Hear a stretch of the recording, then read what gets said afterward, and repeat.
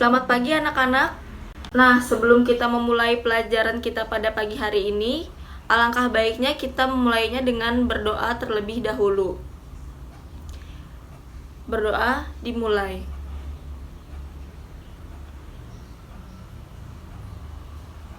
Amin. Berdoa selesai. Baik, sebelum kita memasuki kepada materi pelajaran kita pada pagi hari ini, Ibu akan memberitahukan kepada kalian kompetensi dasar yang akan kita pelajari pada semester ini, yaitu 3.7 mengidentifikasi unsur-unsur pembangun teks puisi yang diperdengar atau dibaca. Adapun ketiga indikatornya yaitu 3.7.1 memerinci unsur-unsur pembangun teks puisi yang didengar ataupun dibaca. 3.7.2 menjelaskan pengertian unsur-unsur pembangun teks puisi yang didengar atau dibaca. 3.7.3 mengidentifikasi unsur-unsur pembangun teks puisi yang didengar dan dibaca.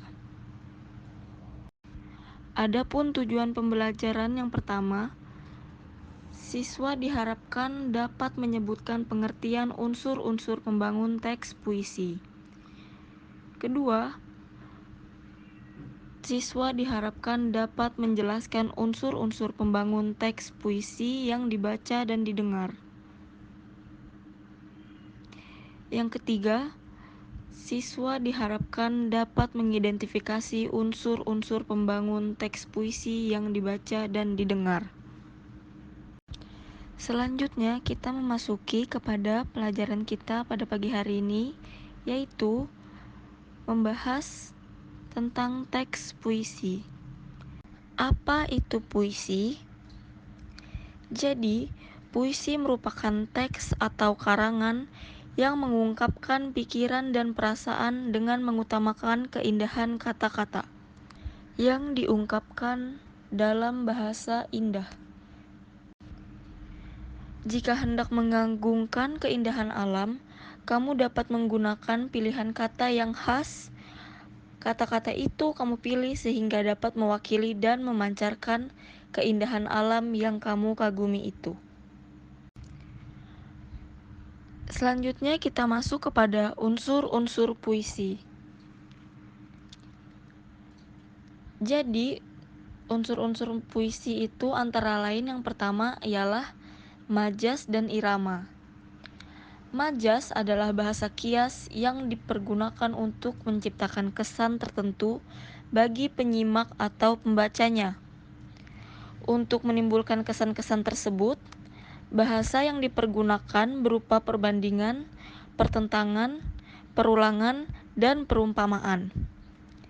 Terdapat beberapa majas yang terkandung dalam puisi pada umumnya, yakni majas simile. Majas simile adalah majas perumpamaan. Simile yang berasal dari kata Latin atau bahasa Latin yang berarti seperti. Majas simile digunakan untuk menggunakan suatu keadaan dengan mengkomparasikannya pada suatu hal lainnya. Kata yang biasa digunakan dalam majas ini adalah seperti, sebagai, ibarat, umpama, laksana, dan serupa. Contoh majas simile seperti air di daun talas. Kemudian, wajahnya bagaikan bulan kesiangan. Contoh ketiga, umpama kucing dengan tikus. Dan contoh yang terakhir yaitu laksana air dengan minyak. Yang kedua ada majas metafora. Metafora itu sendiri berasal dari bahasa Yunani yang berarti memindahkan. Majas metafora digunakan untuk membantu penulis menggambarkan hal-hal dengan jelas, dengan cara mengkomparasikan suatu hal dengan hal lainnya yang memiliki ciri-ciri dan sifat yang sama. Majas metafora dan simile memiliki perbedaan, yaitu majas metafora bersifat implisit, sedangkan simile bersifat eksplisit. Contoh majas metafora antara lain yang pertama yaitu keberanian menjelma kata-kata. Kemudian contoh yang kedua, dan perjuangan adalah pelaksana kata-kata. Kata ini sebuah bait yang diambil dari puisi Rendra. Dewi malam telah keluar dari peraduannya. Majas personifikasi. Majas personifikasi adalah majas yang melekatkan sifat-sifat makhluk hidup pada benda yang tidak bernyawa. Personifikasi atau penginsanan adalah gaya bahasa yang mempersamakan benda-benda dengan manusia. Punya sifat, punya kemampuan, pemikiran, perasaan, seperti yang dimiliki dan dialami oleh manusia. Contoh majas personifikasi. Yang pertama yaitu angin bercakap-cakap bersama daun-daun, bunga-bunga, kabut, dan titik embun. Contoh yang kedua, Indonesia menangis, duka nestapa Aceh memeluk dengan erat sanubari bangsaku. Kemudian majas hiperbola. Majas hiperbola adalah majas yang digunakan untuk melebih-lebihkan sesuatu. Majas ini bertujuan untuk menekan, memperhebat, maupun memberikan kesan yang berlebihan. Contoh majas hiperbola antara lain yang pertama yaitu harga-harga sudah meroket. Kemudian yang kedua, ketika mendengar berita itu, mereka terkejut setengah mati. Kemudian yang ketiga, saya ucapkan beribu-ribu terima kasih kepada Bapak dan Ibu menghadiri undangan panitia. Yang kelima yaitu majas satire. Majas satire adalah majas yang berisi kritik sosial. Satir dapat ditulis secara implisit maupun eksplisit. Majas satire merupakan sebuah ungkapan yang menggambarkan sarkasme, ironi, parodi, untuk mengkritik atau menertawakan suatu gagasan yang tidak masuk akal. Contoh majas satire yang pertama yaitu aku lalai di pagi hari. Yang kedua, beta lengah di masa muda. Yang ketiga, kini hidup meracun.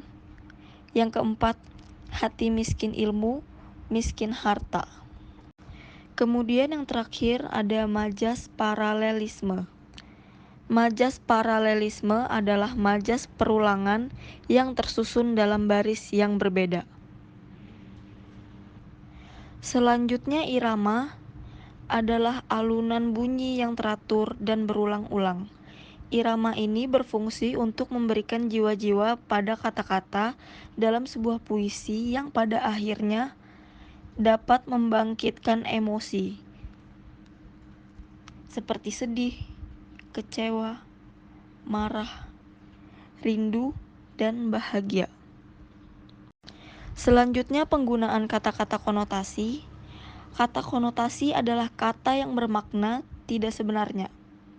Kata itu telah mengalami penambahan baik itu berdasarkan pengalaman, kesan, maupun imajinasi dan perasaan penyair.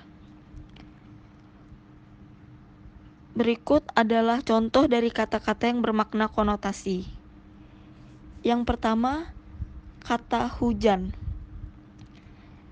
yang bermakna dasar air yang turun dari langit. Kemudian makna tambahannya yaitu perubahan baik. Kemudian rintik, makna dasarnya titik percik air.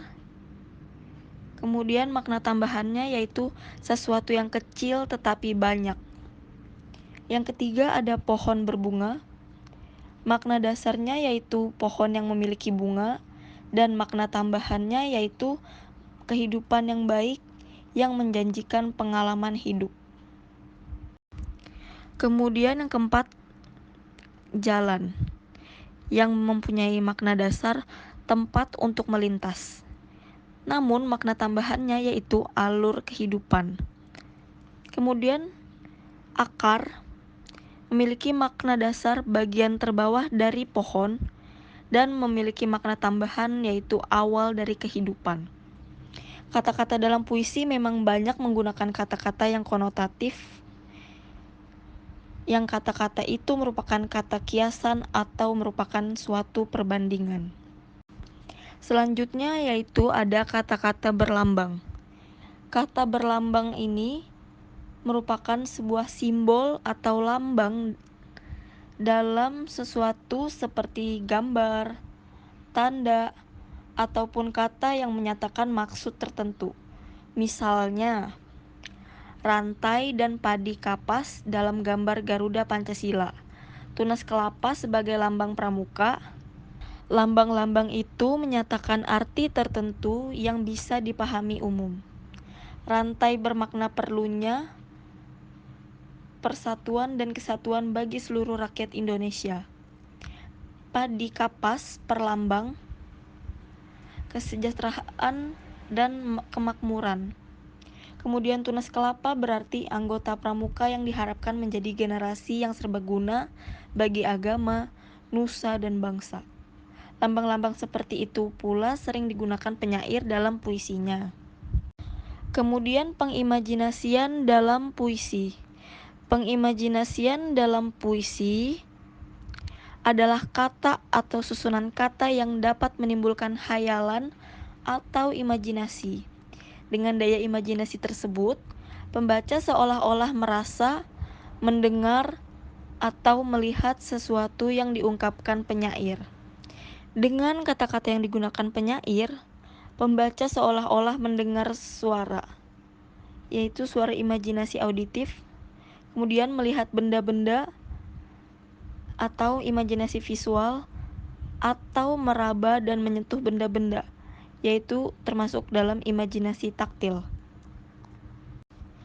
Kemudian kita masuk kepada contoh dari teks puisi dan pembacaannya pada video berikut ini.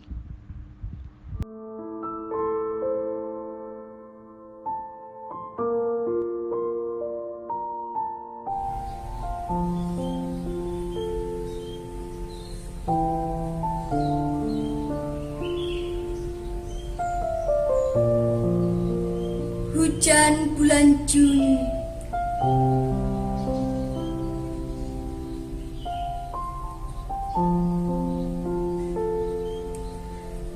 Tak ada yang lebih tabah dari hujan bulan Juni.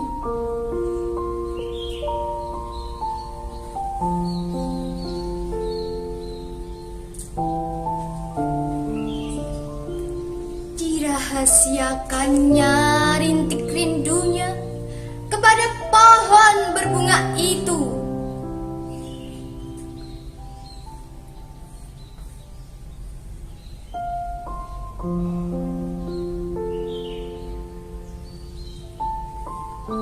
Tak ada yang lebih bijak dari hujan bulan Juni.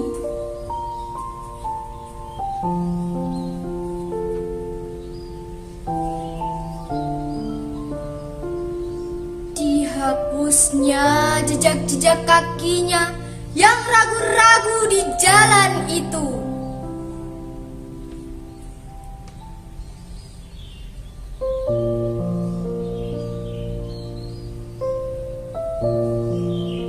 Tak ada yang lebih arif dari hujan bulan Juni.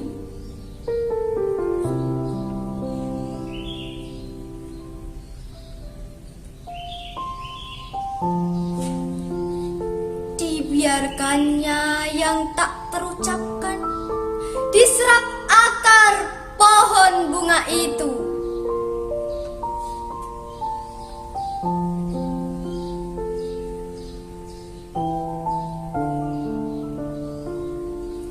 Karya Sapardi Djoko Damono.